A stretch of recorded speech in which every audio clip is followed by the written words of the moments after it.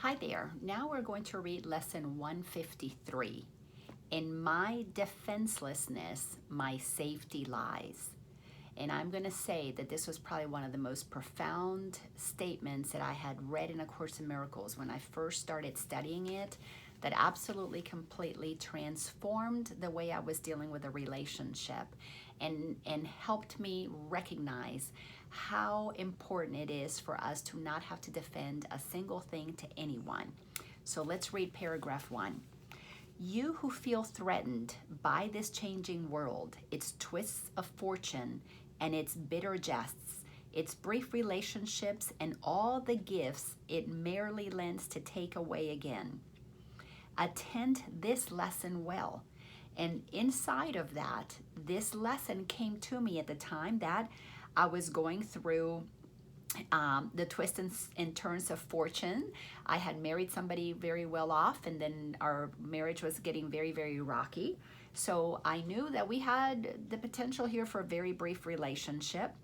All the gifts that were being given to me were being taken away. This man came in giving all these things to me, and once I wasn't operating by the way his ego wanted me to operate, then all those gifts, all those rewards became punishment, so they were being taken away.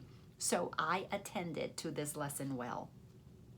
The world provides no safety. It is rooted in it is rooted in attack, and all its gifts of seeming safety are illusory deceptions. So as I began to see that all of these things that were being given to me, these gifts supposedly by somebody who adored me and wanted to share everything that they had with me, began to create a level of safety for me, that once I wasn't performing according to that person's ego, that the person's needs, then all of a sudden those gifts became a punishment. Those gifts became the thing that began to rock my world. Why? Because it had me believe in this illusory safety that was a deception. I was deceiving myself by believing somebody could have my back. Sentence number 4, it attacks and then attacks again. So not only was I being attacked for potentially cheating, I was being attacked by being punished. The rewards that were given to me were being taken away. No peace of mind is possible where danger threatens thus. I could have no peace of mind whatsoever because I was in such fear that my safety net was being taken out from me. Paragraph 2, the world gives rise but to defensiveness, so I was getting defensive. For threat brings anger. Anger makes attack seem reasonable, honestly provoked, and righteous in the name of self-defense. I was trying to convince him, I'm not cheating on you. I'm not doing anything to your money. Look, give me the receipts. Show me where you're seeing evidence of this. He couldn't provide any evidence because it was not happening. So I was trying to, honestly, according to this, righteously defend myself. So I was trying to provide so much evidence of what was not happening because he couldn't provide evidence that it was either. And I was getting angry, and his anger that was punishing me, I was angry and wanted to punish him back. A mess, total mess. Sentence number 3, yet is defensiveness a double threat, for it attests to weakness and sets up a system of defense that cannot work. Now are the weak still further undermined, for there is treachery without and still a greater treachery within. The mind is now confused and knows not where to turn to find escape from its imaginings. Yeah, my mind was confused. I'm in love with this guy and he's punishing me. I think I'm doing the right thing. I think I'm doing the loving thing. I think I'm being helpful by defending myself. I think I'm being helpful by explaining that I didn't do anything wrong. My mind was so confused. I didn't know what was love. I didn't know what was fear. All I know is that I was in survival mode. Paragraph 3. It is as if a circle held it fast, wherein another circle bound it and another one in that, until escape no longer can be hoped for nor obtained. Attack, defense, attack become the circles of the hours and the days that bind the mind in heavy bands of steel with iron overlaid, returning but to start again.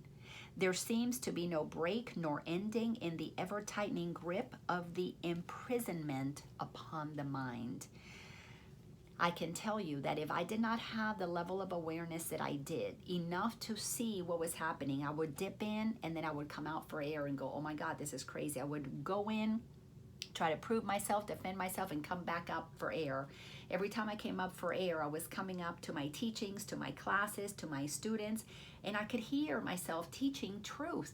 And then I would dive into the murky waters of this relationship and get lost inside of this insanity, where this defending and attacking kept going back and forth. It was crazy. My mind, I knew his mind was totally imprisoned in a story that there was no opening. There was no way to bring logic to what he was believing.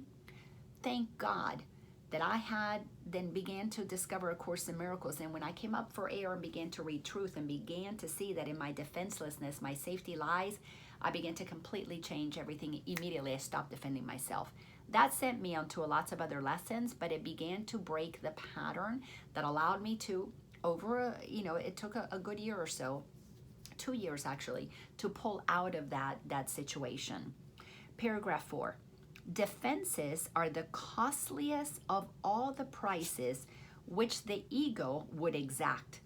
In them lies madness in a form so grim that hope of sanity seems but to be an idle dream beyond the possible. The sense of threat the world encourages is so much deeper and so far beyond the frenzy and intensity of which you can conceive that you have no idea of all the devastation it has brought. So, defending ourselves perpetuates the story that we're weak. It perpetuates an attack and defense. It keeps us in wars. You know those endless wars that we are in and around the world? It's all because we're defending our peace. We're defending our place in the world. We're defending what rightly belongs to us.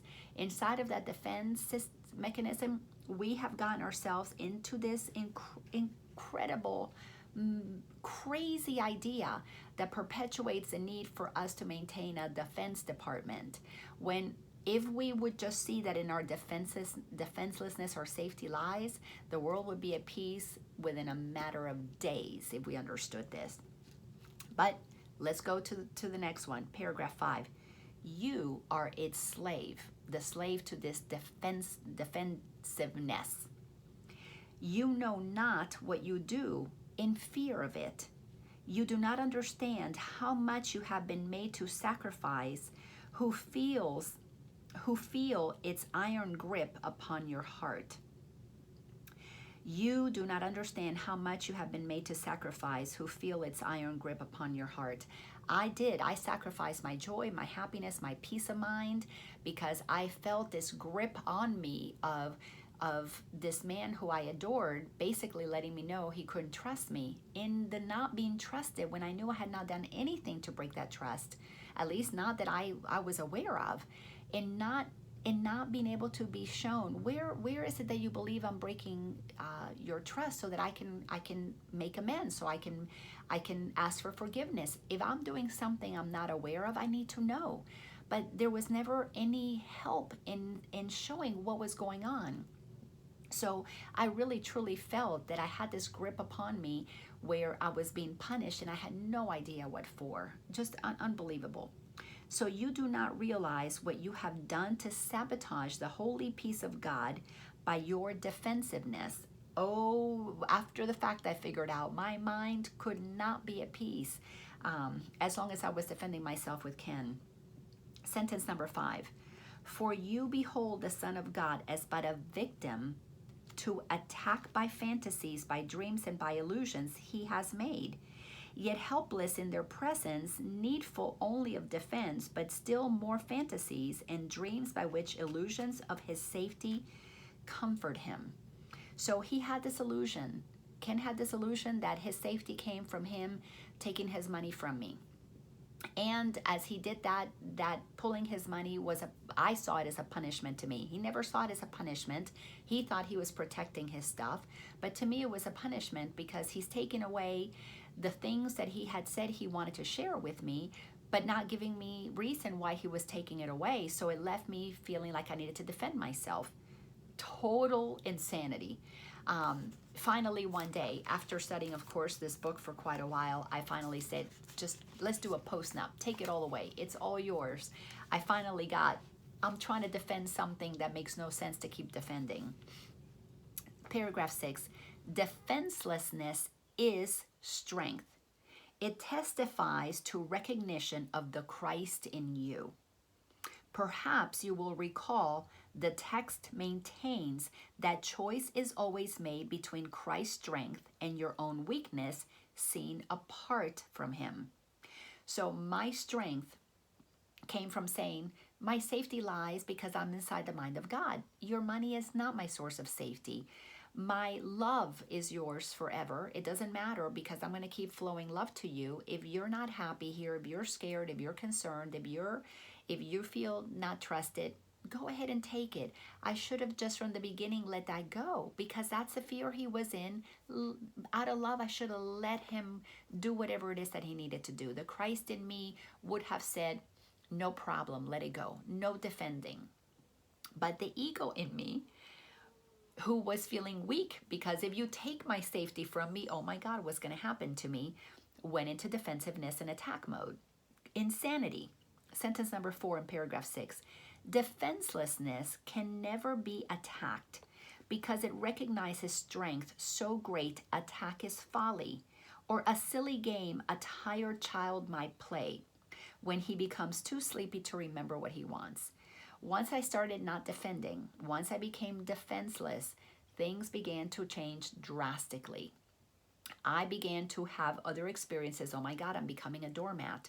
Now I'm going to let him walk all over me. He's going to take every bit of safety. I had sold my business, or had sold my center. I'm sorry, I had not sold my center. I had not renewed the lease at my center.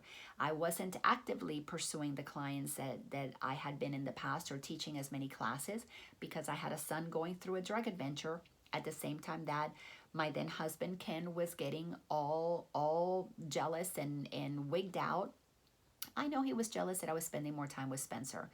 I know he was concerned that because I was letting Spencer do drugs in the house, that he was going to potentially have to deal with the police coming over. Ken was in a lot of fear. I could not attend to his fears because I saw him as somebody who had a lot of spiritual knowledge. He knew so many things that were true about us, that we were one, that there is no such thing as separation. So when he's telling me that he's got to pull his money, separate his money from me, I'm trying to defend myself and say, but you're making us two. You're saying that there's two of us. You're saying that there's a Laina you got to pull money from. That's not what I'm saying. And I'm like, well, but yes, you are. If that's not what you're saying, then leave the money there. Leave it all in oneness. So anyhow, it helped me see that just because I had information, spiritual information in my head and I was not living it in my heart, I was just projecting that. That's what I was getting back. So I had to move to that place of defenselessness and try it. It was not easy to one day all of a sudden stop defending. It was not easy to hear the barrage of the things that I was doing wrong and not say a word. I had to sit in a lot of discomfort. My ego was going berserk. My ego wanted me to attack. My ego had a long, long list of all the things I should be letting him know he was doing wrong. But I didn't. I sat there, I let that burning of my ego happen, and I began to feel Christ right behind that. I began to feel a peace when I didn't defend myself. I began to see the Christ in Ken. I began to say, you know, it's your money. If I'm not mismanaging it, it's not like I needed that anyways. Go ahead and take it. If I'm not using it to buy clothes or to buy myself things, so what are you taking? Oh, the paying of the regular bills. I can do that. I make enough money. I can work. I can do whatever it takes to take care of myself. Then I began to hear inspiration from the Holy Spirit. That's when I began to say, do a post-nup, let's separate the money. Then it was a matter of take my name off of the accounts. And then one day Ken said, let's get divorced. And I said, let's do it. I knew I could sell my house. The house was in my name. It had a little bit of equity to it. And then I began to hear the voice that began to guide me as to what it is that I needed to do to untangle those financial ties and to let him be free to take what he believed was his.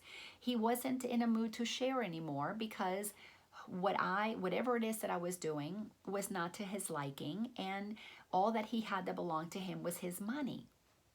So it made perfect sense. Paragraph 7, defensiveness is weakness. When I read that line, I nearly fell out of my chair, because here I thought I was so spiritually strong and I'm defending myself in the name of spirituality. Look, I am not a thief. I'm not a liar. I'm not a cheat. I'm not doing all these things that you're accusing me of doing. So I was defending myself. And then I read defensiveness is weak. Hello? It proclaims you have denied the Christ and come to fear his Father's anger. It proclaims that I have denied the Christ in me and the Christ in Ken. I was not looking at the innocence in him and saying, okay, from the beginning, okay, that's what you want to do. Okay, I defended myself for several years, denying the Christ in him and his innocence, denying that the Christ was in me and could have been loving. All because I was fearing my Father's anger. I was projecting on him that he was my Father, angry at me, my Father God, basically the source of my safety. I thought the source of my safety is angry at me, taking my safety from me. It's like projecting God is the source of my safety, but not anymore, because I now have said that it is Ken, the source of my safety. See how the ego just totally projects things? It turns things into insanity. What can save you now from your delusion of an angry God whose fearful image you believe you see at work in all evils of the world? What but illusions could defend you now, when it is but illusions that you fight? So the illusion that I was fighting is, don't take my safety. And I was trying to defend that illusion with the illusion of, you are my safety. There's no safety in something outside of ourselves. Safety exists only because we are non-physical consciousness. We're energy inside the mind of God. My safety cannot come, or your safety, or anybody's safety, from anything outside of us. But we've projected safety on those things, and when those things, like our jobs, our spouses, our home, our career, begins to move, our government, our social security, our pensions, when those things begin to move, we get defensive. We get scared, because we have projected that to be the source of our safety. So it puts us in a really tough spot. Paragraph 8. We will not play such childish games today, for our true purpose is to save the world, and we would not exchange for foolishness the endless joy our function offers us. When I stopped defending myself, I began to feel the Christ in me. I began to feel consciousness, joy. I began to get clarity about what I needed to do, because it became clear. This relationship is going nowhere. He's taking his toys and he's going to go home. So let that child go home. And as I began to hear inspiration, then I knew what my next steps were going to be, because I needed to trust that God was going to guide me out of this. That's how I began to feel my strength again. So we would not let our happiness slip by because a fragment of a senseless dream happened to cross our minds, and we mistook the figures in it for the Son of God, its tiny instant for eternity. That tiny instant of somebody saying I do and promising to take care of me till death do us part, promising and richer and for poorer, all of that nonsense. I let my happiness, my joy slip away when I began to create this senseless dream of happiness that happened to cross my mind. Oh, this man promised to do all of these things and take care of me. All of my joy went out the window when I made him responsible, because the minute he became responsible, guess what? I became attached. Now, in my attachment, I became somebody who was going to be desperate and be in survival mode. That wasn't fun for either of us. Absolutely not fun for either of us. Paragraph 9. We look past dreams today, thank God, and recognize that we need no defense, because we are created unassailable, without all thought or wish or dream in which attack has any meaning. God created me where nothing anybody says can affect me. Why? Because it doesn't alter what I am according to how God created me. Now we cannot fear, for we have left all fearful thoughts behind. And in defenselessness we stand secure, serenely certain of our safety now, sure of salvation, sure we will fulfill our chosen purpose as our ministry extends its holy blessings throughout the world. So I needed to bless Ken, because in blessing Ken, I turned off the fear in my head. When the fear got turned off in my head, I began a dialogue with God. As I began my dialogue with God, my dialogue with Jesus, I began to trust that voice more. As I developed that trust that God had my back, as I developed the trust that Jesus was always going to be there, the Holy Spirit was always going to guide me. Little by little, I found my balance again. I found my grounding. I came back into myself instead of out there trying to defend myself and chase for an illusion of safety. I came back into myself and began to say, okay, this is what's happening. That one is taking his toys and going away. It is not my job to wake him up from his dream. It is my job to wake me up from my dream. How do I wake myself up from my dream? First, I've got to say, I'm the one dreaming it. Once I take responsibility for I'm the one dreaming it, why am I suffering? I'm suffering because I'm believing my source of safety lies outside of me. Okay, mistake number one. Mistake number two that needs to be corrected. I'm listening to the ego, not God. All right, let's begin to work on that. So now I get to develop my trust in the voice that is giving me the guidance, that is allowing me to feel the inner peace that clearly was not coming from attacking Ken. It was only coming from not attacking, going defenseless, and quieting my mind enough to hear the voice for truth. Let's go to paragraph 10. Be still a moment. Okay, so I kind of got ahead of myself. This is what I had to do. Be still a moment and in silence think how holy is your purpose, how secure you rest, untouchable within its light. Yes, I am in the mind of God. God's ministers have chosen that the truth be with them. I had to choose truth again. Who is holier than they? Who's holier than me? Who's holier than Ken? Nobody. Who could be surer that his happiness is fully guaranteed? And who could be more mightily protected? What defense could possibly be needed by the ones who are among the chosen ones of God, by his election and their own as well? God chose me, God chose Ken. Equally, Ken chose to see himself as the one who had the money, who now that was his source of safety. And he could take it from me because he earned it. In the ways of the world, that's the way the rules of the game go. But I had to choose God because now that I wasn't safe because of Ken's money, I had to choose my safety by going to God. What an amazing transformation. I'm telling you, that was one of the hardest things I ever did in my life. And I'm so glad that I did that I sat through the burn, let the fear burn. As I was saying, let it go, let it go. And the fear was like, no, what's going to provide, who's going to pay your mortgage? Who's going to do this? And in letting that fear go, in not listening to that nonsense in my head, I began to hear, do another workshop, sell your house, sell your furniture, pawn your jewelry, not even pawn it, sell it. I began to hear all these things that I had that I could begin to do that would be helpful as I moved through the transition from my trust being in Ken to my trust being fully in God. Paragraph 11.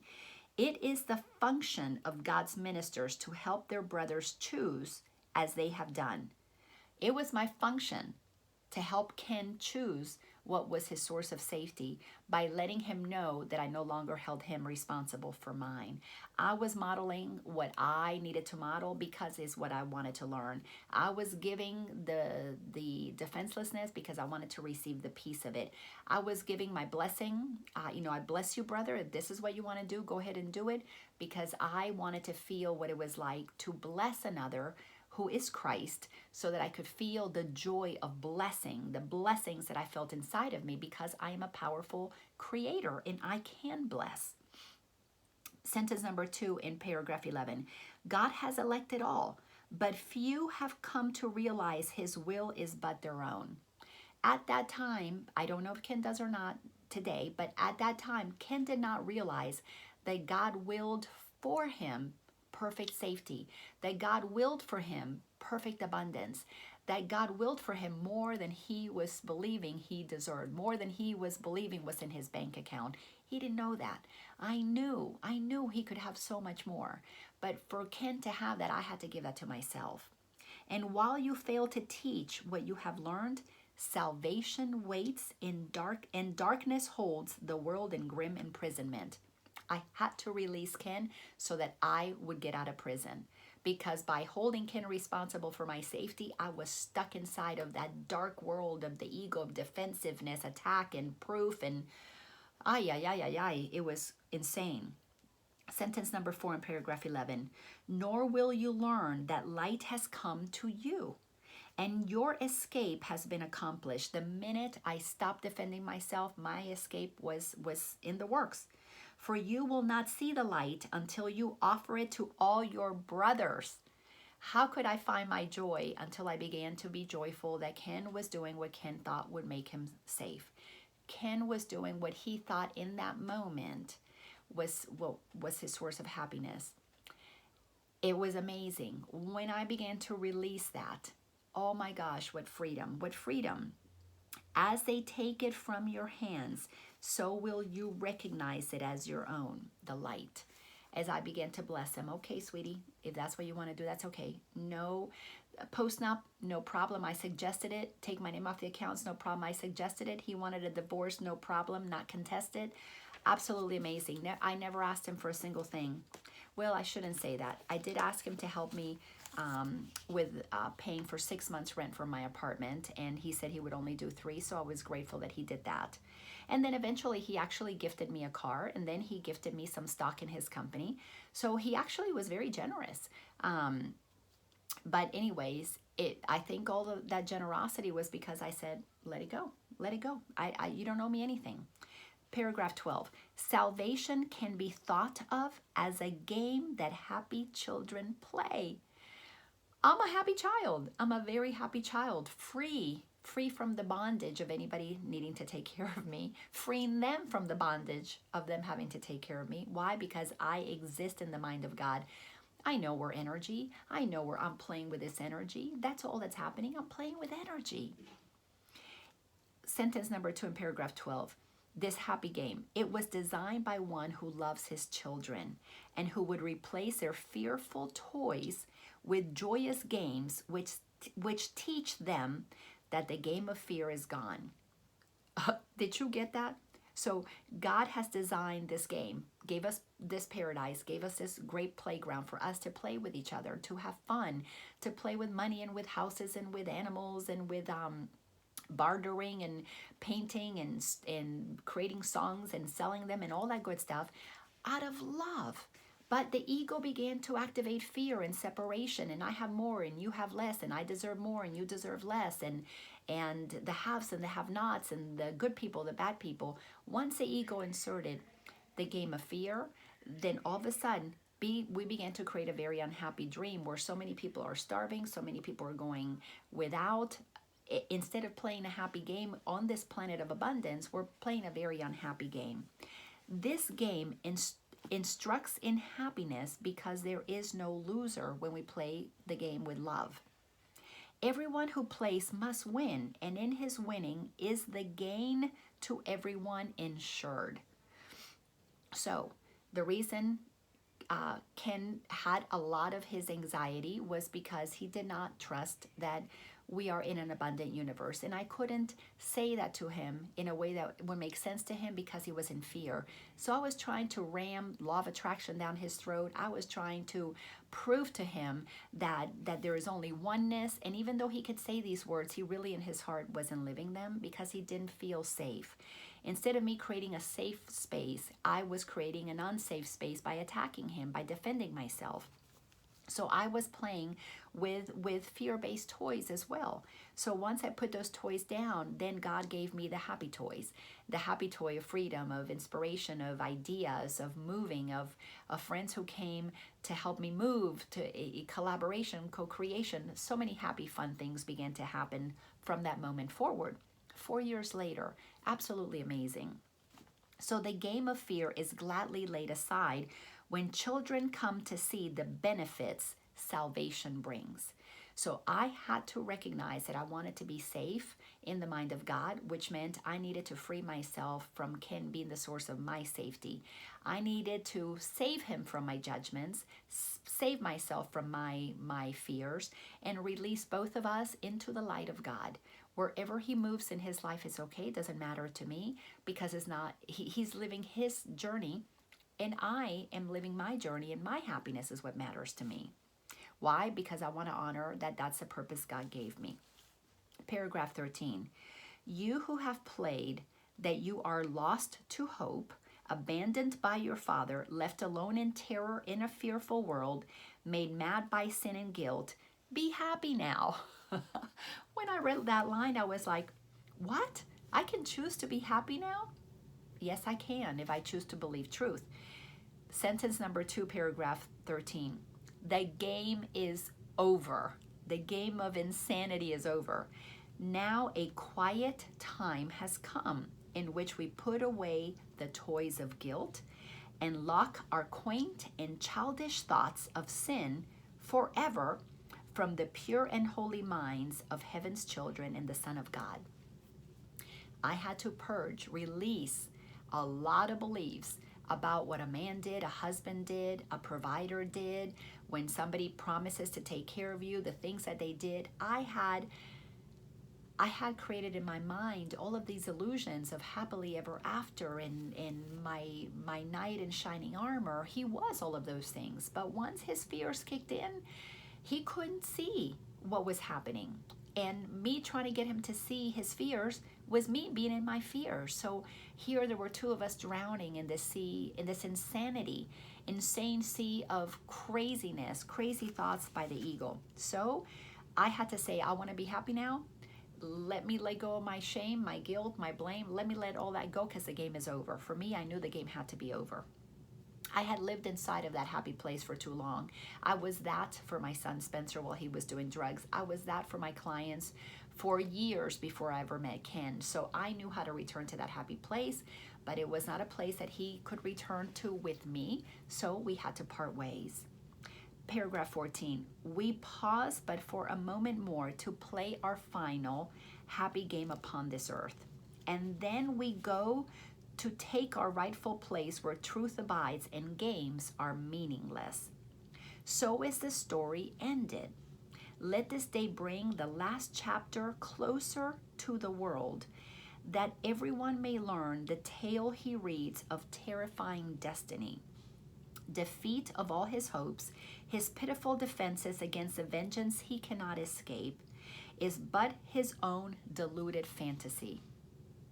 You know, Ken and I had a wonderful relationship. We really truly came. We fell in love. It was absolutely amazing. I know in my heart of hearts that he's one of my soulmates.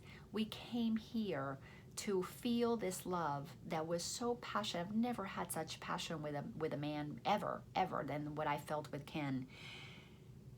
But when we don't stay vigilant for only the kingdom, when we don't remember that love is all there is, when we don't abide by oneness, when we don't both commit to living inside, to knowing that our safety comes from the mind of God, when one of us begins to see things differently, the other one either has to let them go and recognize this is just their path, or the other one is going to go into fear and try to pull that one back into ego's sanity, which is, hey, we need to protect each other here. So I just had more experience in coming back to center, and that experience that I had was my spiritual maturity that I had to rest inside of and recognize that the games of the world, the man-made ideas about marriage and what husbands do, all those roles had to dissolve from me. They could not have more power than what God was telling me was the truth about who I am.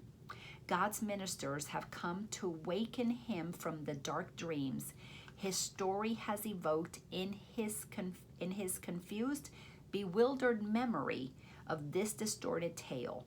God's Son can smile at last on learning that it is not true. I had such pity for Ken because he was in total insanity. He couldn't see it. Total suffering. Letting go of this love that I know he still has for me, no matter what he says. I know I feel it for him, no matter what he might think. And I had to let that go and recognize that he is in the hands of God. He is powerful on his journey, having to find the lessons that he needs to find, releasing me to find the lessons that I need to find. It was such a beautiful thing for me to finally say, he is in the mind of God too. And this idea that I could save him was my insanity, my delusion, my fears acting in a very manipulative way. And when I finally let all that go, oh my gosh, I really began to feel what real love is about. I felt real love for my son, Spencer, but your son, your child that you give birth to feels different than a man that you fall in love with, or a woman that you might fall in love with, a partner. So I had to begin to feel that the love was the same, whether it was for Spencer or for Ken, and it had to be totally unconditional. All right, Ken, you want to go and take your money? Be happy, my beloved. That if that's what makes you happy, it's what I want for you, because my happiness does not depend on you being unhappy, and my happiness comes from God. So I knew that. I knew that my everything that I ever wanted was inside of me. Ken didn't know that. So what a beautiful gift that we gave each other. Powerful. He gave me a huge lesson. He taught me that money cannot buy you love. Money does not help anything. Money does not make you happy. Money just highlights what you believe. And it highlighted what he believed, and it highlighted what I believe, and it brought me back to my truth. What a gift. What a gift. Paragraph 15. Today we practice in a form we will maintain for quite a while. We will begin each day by giving our attention to the daily thought as long as possible. 5 minutes now becomes the least we give to preparation for a day in which salvation is the only goal we have. Until salvation is our only goal, what is salvation? Saving ourselves from all the nonsense that the ego wants to say in our mind, purifying our mind so that we can feel the intuition, hear the essence of what God is trying to tell us as we navigate through this beautiful playground called planet Earth. 10 would be better. So let me just read this again. 5 minutes now becomes at least the least we give to preparation for a day in which salvation is the only goal we have. 10 would be better, 15 better still. And as distraction ceases to arise to turn us from our purpose, we will find that half an hour is too short a time to spend with God. Yes, I love spending. Actually, I spend a lot of my day with God. Nor will we willingly give less at night in gratitude and joy. Paragraph 16. Each hour adds to our increasing peace as we remember to be faithful to the will we share with God. At times, perhaps, a minute, even less, will be the most that we can offer as the hour strikes. Sometimes we will forget. At other times, the business of the world will close on us and we will be unable to withdraw a little while and turn our thoughts to God. Paragraph 17. Yet, when we can, we will observe our trust as ministers of God in hourly remembrance of our mission and His love. And we will quietly sit by and wait on Him and listen to His voice and learn what He would have us do the hour that is yet to come, while thanking Him for all the gifts He gave us in the one gone by. I don't know what's coming in the next hour, but God has blessed me the hour before. That is powerful for me to rest inside of that gratitude. Paragraph 18. In time, with practice, you will never cease to think of Him, God, and hear His loving voice guiding your footsteps into quiet ways where you will walk in true defenselessness. I can promise you that defenselessness has been my practice for the last, by now, 6 years. And it is the thing that I default to. Am I perfect at it? No. Do I attempt to do it as best as I can perfectly? Yes. Every time that I get defensive, which does not happen that often, but when it does, I know it because it feels like a closing off. It just feels like I'm attacking God, because I am attacking the Christ in others. I am attacking the essence of love in another because I'm attacking it in me. So that the ability to shift and lift out of defenselessness and going, out of defending, and attacking into defenselessness, it happens very quickly. That is what this practice does. Forgive me. With time and with practice, a commitment to do that, that's what this leads to, is this unbelievable freedom. For you will know that heaven goes with you. I have got to have heaven in me all the time. Nor would you keep your mind away from him a moment, from God, even though your time is spent in offering salvation to the world. Yes, I'm teaching, I'm coaching, I've got a boyfriend, I've got children, I've got friends. I offer, of myself to everything that I do. I know God goes with me all the time, but I'm not constantly thinking with God, because I've created enough space in me that God now can talk through me. Because if it's not a loving thought, I'm not going to say it. If it's not a gentle, defenseless opinion, I'm not going to offer it. So God is what talks through me, because I'm practiced at it. That's what I want to be an example of. If I can do it, anybody can. Do these exercises, give yourself this gift, and you will notice that it changes everything.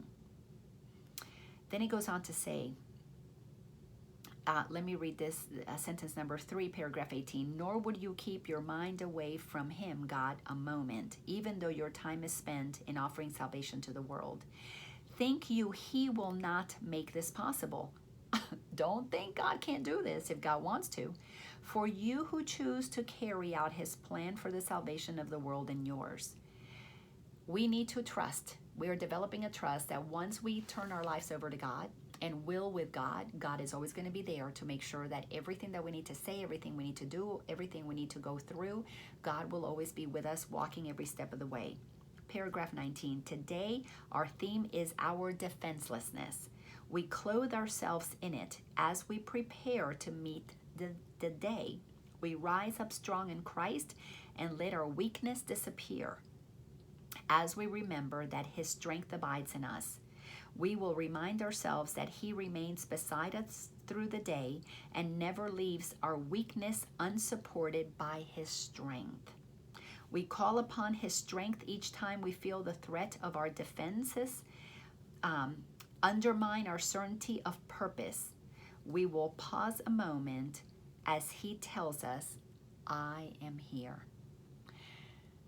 Any thought that I am not protected, that I'm not taken care of by God, that I am not safe in God's mind, that everything is not accessible to me, that intuitively I'll always get the answers. Anytime that I begin to believe that that's not possible for me, I know I'm blocking God.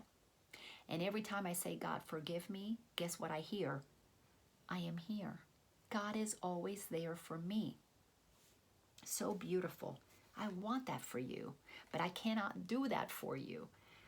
Paragraph 20. Your practicing will now begin to take the earnestness of love to help you keep your mind from wandering from its intent. We cannot let our mind wander, because we have to be vigilant for only the kingdom of heaven. We have to be vigilant for only love and truth. And yes, knights in shining armor, beautiful princesses, they're going to come, and they're going to be the costumes that egos are wearing to try and get us to waver from the truth that we know is the truth in our heart. And we need to make sure that we see those things and don't get sucked in by them, because the ego comes in many costumes. The ego comes in very many shiny little things to entice us to leave our center. Our work is to not leave our center and to let those shiny things go by, because we know that they cannot add to what is already whole and complete. Be not afraid nor timid. There can be no doubt that you will reach your final goal. I was determined to know that I was going to be fine. I walked through my fears. I let those fears burn inside of me. I sat many, many times with terror in my heart, not knowing what I was going to do next. And when I would say, okay, so I'm sorry, God, I'm blocking you. Please forgive me. What would you have me do? Ideas would pop into my mind. I would just get all kinds of wonderful suggestions, or a friend would call and say, hey, you want to do this with me? That was let's say an income generating opportunity. So you have to make that your goal. If you don't make that your goal, your mind's going to get busy. And guess what? If you're not tending to your mind, if that's not your goal to have a still mind, you cannot hear the voice for God. It's just impossible. The ministers of God can never fail because the love and strength and peace that shine from them to all their brothers come from Him, from God. I point out there, but is God inside?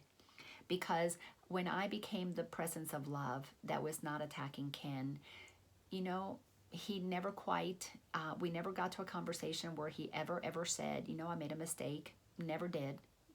4 years after our divorce, he never said that. He always thought that he was right.